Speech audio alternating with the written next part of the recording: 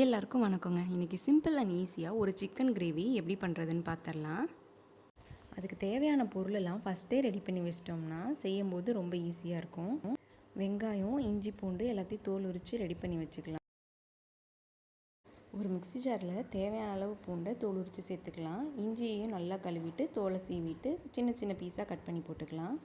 இஞ்சி பூண்டு paste ready ஆனதுக்கப்புறம் ஒரு கை ஃபுல்லாக வெங்காயத்தை எடுத்து அதையும் நல்லா அரைச்சி எடுத்துக்கலாம். அது ரெடியானதுக்கப்புறம் 2 பெரிய சைஸ் தக்காளி எடுத்து நல்லா ஃபைன் பேஸ்ட்டாக அரைச்சி எடுத்துக்கலாம். தாளிப்புக்கு தேவையான பொருளை எடுத்து வச்சுட்டு குக்கர் அடுப்பில் வச்சுக்கலாம். 1 ஸ்பூன் எண்ணெய், 1 ஸ்பூன் நெய் சேர்த்துக்கலாம். எண்ணெய் நல்லா காஞ்சதுக்கப்புறம் சோம்பு, பட்டை, கிராம்பு எல்லாத்தையும் சேர்த்துக்கலாம்.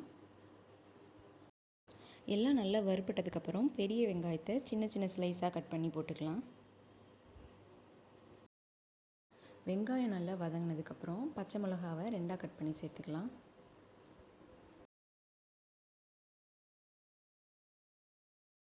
எல்லாத்தையும் நல்லா வதக்கிக்கலாம். எல்லாம் நல்லா வதங்கினதுக்கப்புறமா கொஞ்சமாக கொத்தமல்லி தழை போட்டுக்கலாம்.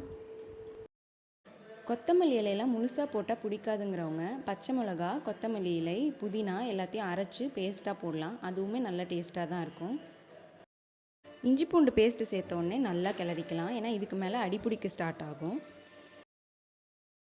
அப்படியே கொஞ்சம் நேரம் வதக்கிக்கலாம், இஞ்சி பூண்டோட பச்சை வாசனை போகிற வரைக்கும்.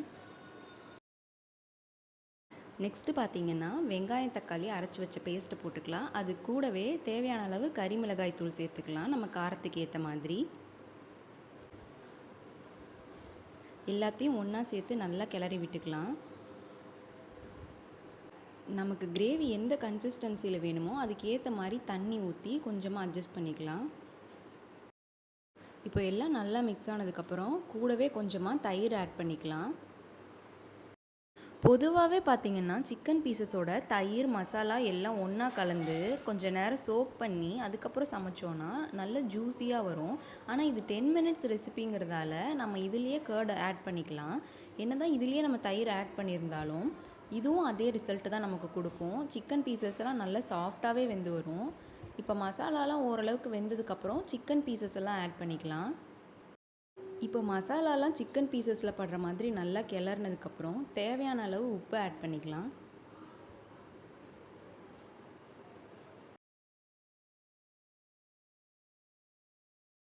இப்போ இதுலேயே கொஞ்சம் நேரம் அப்படியே விசில் போடுறதுக்கு முன்னாடி கொதிக்க விடலாம். எனக்கு கலர் கொஞ்சம் பத்தலைங்கிறதால கொஞ்சமாக மஞ்சத்தூள் ஆட் பண்ணிக்கிறேன். உங்களுக்கும் கலர் நல்லா வேணும்னா ஸ்டார்டிங்கில் நம்ம வெங்காயம், தக்காளி அரைச்சி ஊற்றும் போது மிளகாய் தூள் போட்டோம் இல்லையா, அப்போவே கொஞ்சமாக மஞ்சத்தூளும் ஆட் பண்ணிக்கலாம். நான் ஆட் பண்ண மிளகாய் தூள் வீட்டிலே அரைச்சதுங்க. அதுலேயே மஞ்சத்தூள் இருக்கிறதால நான் தனியாக மஞ்சத்தூள் ஆட் பண்ணல. இப்போ கலருக்காக கொஞ்சமாக ஆட் பண்ணேன். இப்போ குக்கர் மூடி போட்டு 5 விசில் வர வரைக்கும் விட்டு எடுத்துக்கலாம். அதுக்கப்புறம் ஓப்பன் பண்ணி பார்த்தோம்னா சிக்கன் பீசஸ் நல்லாவே வெந்திருக்குங்க. சிக்கன் பீசஸ்லாம் நல்லா வெந்துருச்சான்னு ஒரு டைம் செக் பண்ணிவிட்டு கிரேவி உங்களுக்கு எந்த கன்சிஸ்டன்சியில் வேணும்னு பார்த்துக்கோங்க. ஒருவேளை ரொம்ப தண்ணியாக இருந்துச்சுன்னா கொஞ்சம் நேரம் மீடியம் ஃப்ளேமில் வச்சு கொதிக்க விட்டிங்கன்னா கிரேவி திக்காகிடுங்க. மேலே கொஞ்சம் கொத்தமல்லி தலைகள் போட்டு இப்போ சர்வ் பண்ணுறதுக்கு ரெடி ஆயிடுச்சுங்க. நான் மட்டன் பிரியாணிக்கு சைட் டிஷ்ஷாக தாங்க இந்த சிக்கன் கிரேவி செஞ்சுருந்தேன். அதனால் நல்லா திக்கான கன்சிஸ்டன்சியில் செஞ்சுருந்தேன். இதுவே நீங்கள் தோசை, சப்பாத்தி அந்த மாதிரி டிஃபன் ஐட்டம்ஸ்க்கு இந்த கிரேவி செஞ்சிங்கன்னா குக்கர் விசில் போடுறதுக்கு முன்னாடி இன்னும் கொஞ்சம் தண்ணி ஆட் பண்ணி உங்களுக்கு என்ன கன்சிஸ்டன்சியில் வேணுமோ அதை அட்ஜஸ்ட் பண்ணிவிட்டு அப்புறமா செய்யுங்க. இந்த வீடியோ உங்களுக்கு பிடிச்சிருந்துச்சுன்னா லைக் பண்ணுங்கள், ஷேர் பண்ணுங்கள், மறக்காமல் சப்ஸ்கிரைப் பண்ணுங்கள். தேங்க்ஸ் ஃபார் வாட்சிங்.